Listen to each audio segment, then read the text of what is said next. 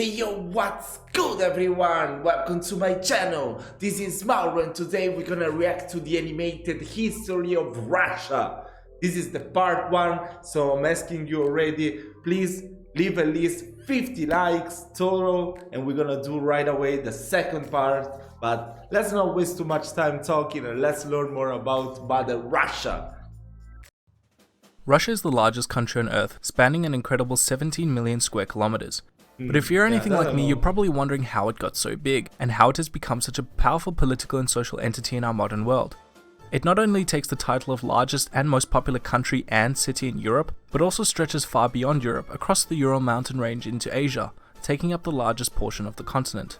Principal history of Eastern Europe begins with the people the Greek writers called Slavs. The first Russian state was formed when a group of Eastern Slavs, later known as the Rus, elected a Viking chieftain to be their prince in 882, in the area between the Volga and Dnieper river basins. The state was soon expanded into the lands once held by the nomadic steppe peoples from Asia. The most important city they captured was Kiev, which is why historians refer to this part of Russia's history as the Kievan Rus.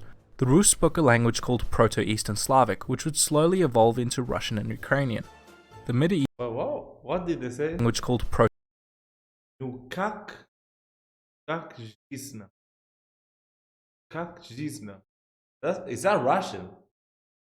That old Russian? I don't understand what it is. Eastern Slavic, which would slowly evolve into Russian and Ukrainian. Yes. The medieval Rus state adopted Christianity in 988, when Vladimir I introduced the religion from the Orthodox Christian Byzantine Empire.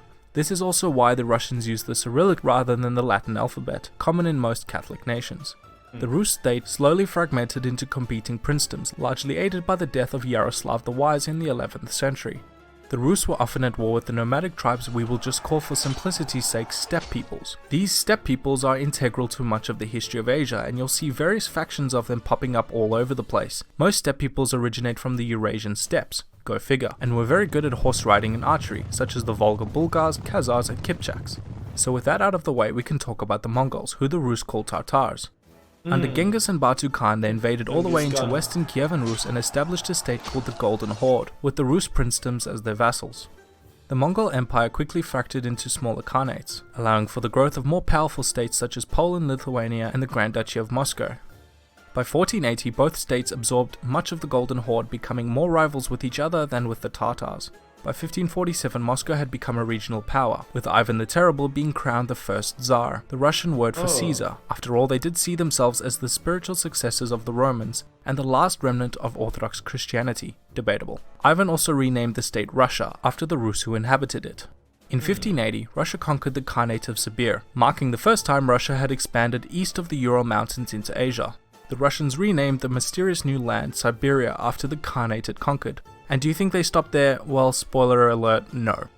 In 1601, the Russians faced a succession crisis as the beginning of the time of troubles. The country was in anarchy and in danger of being absorbed by Poland.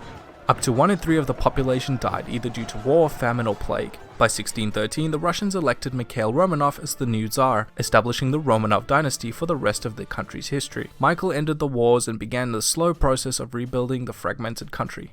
From this point until the 19th century, Russia's economy was propped up by serfdom, effectively protecting Russia's rich and powerful by turning all their peasants into hereditary slaves. Yeah, history sucks sometimes. By 1667, Russia had become powerful enough to win the Russo-Polish War with the help of the subjugated steppe peoples called Cossacks. They expanded their territory into southeastern part of Poland.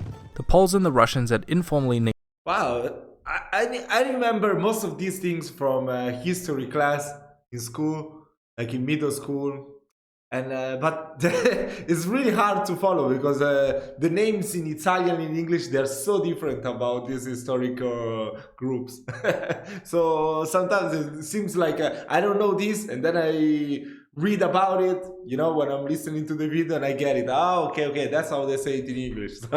Nicknamed the area Ukraina, derived from an old Slavic word for borderland. Get it? Because it was the border between Russia, Poland and the Cossacks? Very creative. Anyway, one of Russia's most famous Tsars was Peter the Great. Peter was a reformer. He modernized the army, built the empire's first navy, traveled west and brought back ideas and technology of the Enlightenment and also fashionable French clothing.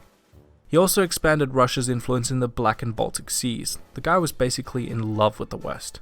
After capturing a Baltic seaport from the Swedish Empire in the Great Northern War, Peter built a new city and founded it as the country's new capital, St. Petersburg. Russia also fought in the 7 Years' War, vying for power with their European neighbors. Another formidable Russian ruler was Catherine the Great, who was, well, not really Russian at all. She was born in Germany, and she killed her husband and seized the throne for herself. Her reign was one of reform and domination over the Crimean Khanate, as well as openly embracing the Enlightenment. In the mid-18th century, the Polish government collapsed due to a parliamentary limbo, and the surrounding Austria, Prussia, and Russia split the country in three during the Polish partitions, effectively wiping the country off the map for the next century. Just in time for the Napoleonic Wars. Russia, just like the other European monarchies of the time, feared the repercussions of the French Revolution and joined the second, third, and fourth coalitions against Napoleon, but they usually lost pretty badly. The French army captured the abandoned Moscow in 1812, however the Russians would not surrender, preferring to burn the fields that the French hoped to live off. After waiting a few months, Napoleon retreated from Russia due to lack of supplies before conceding a Russian surrender, and when the snow set in and killed most of the French army, the tide was turned in Russia's favor. Russia's territorial gains had become so ambitious that it triggered a war with France and England, who helped the Ottomans in the Crimean War. In 1861, Russia abolished serfdom in an event now known as the Emancipation. Also, in the period between Napoleon and the Emancipation, it is worthwhile to note that Russia expanded her territory into Turkestan, China, the Southern Caucasus, Finland, and Russian America. And were it not for the Crimean War, they almost certainly would have won the entire Black Sea. They really loved land. In 1894, Tsar Nicholas II and the mystic Rasputin, who people thought secretly controlled him, became the last emperor of Russia. There were revolts against the political system for many decades, and the monarchy was slowly losing its power. As an ally of Serbia, Russia aimed to protect the Baltic Slavs from the Austro-Hungarian invasion during World War I. The chaos and famine of the war led to the two Russian revolutions. The first opposed the Tsar and set up the provincial government, highly influenced by the Soviets. The Soviets were basically workers' unions inspired by Marxism.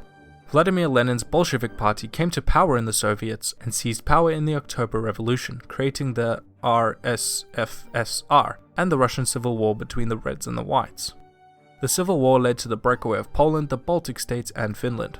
In 1922, the RSFSR was renamed the USSR, a much catchier name. After the death of Lenin, Russia's most famous communist-era dictator came to power, Joseph Stalin. Born in the old Russian Empire, now modern-day Georgia, Stalin was an aggressive expansionist, go figure. He had aims of spreading communism throughout the world. He also resented Russia's territorial losses during the Civil War. He killed and exiled millions of people he deemed anti-revolutionary. With failed diplomacy with the Western European nations, Stalin entered into the non-aggression pact with Nazi Germany, hoping to regain much of the land lost during the First World War in Poland and the Baltic Sea. On the 1st and 17th of September, Germany and Russia invaded and divided Poland in two, beginning the Second World War. Originally in an uneasy alliance with Hitler, the tide of war turned with Hitler's invasion of the Soviet Union. The invasion killed more troops than any other theater of battle, and the German armies came just 24 kilometers from Moscow. However, the winter blizzard set in, turning the battle in the Soviets' favor. After the defeat of Nazi Germany, Stalin held on to the Soviet-occupied territories, enveloping Russia must really, historical Russia must really love the snow. Helping them in many battles. When they're losing the battles, they always have the element of surprise, the snow, the blizzards. them into the USSR or creating communist puppet states. The Western Allies treated the Soviet bloc with suspicion, in which the Soviets developed nuclear weapons and became one of the most powerful nations in history. The USSR was the first nation to put a man in space during the American-Soviet space race. After decades of poverty and political unrest, as well as involvement in numerous proxy wars with the United States, the USSR finally collapsed under the weight of the one-party communist state. The Russian Federation was formed as a newly democratic republic. The two most important Eastern Bloc states, Poland and East Germany, broke away from Russian control, and the eastern parts of Russia also broke away to form two new countries, Belarus, or White Russia, and Ukraine. The rise of Vladimir Putin, a former KGB officer, into the prime ministry and presidency of Russia brought with it renewed foreign policy. Putin became involved in the Syrian civil war, the East Russian separatism movements in Ukraine, and the politics of many Eastern European countries. Modern-day Russia's future is uncertain, as is the motives of its leader. However, the nation is in a state of peace, will be hosting the Football World Cup in 2018, and is emerging once again as a world superpower. So, this is only the... Thanks for... Oh, so this is only the first part. He said already everything. He's gonna probably talk about in the second part about the Soviet Union, like how every country gained its independence. Maybe something political. I don't know. So leave at least 50 likes, please. Hope you've enjoyed the video, and then we will do the second part. And do not forget to subscribe to the channel and turn on the bell for notifications. And I will see you next time.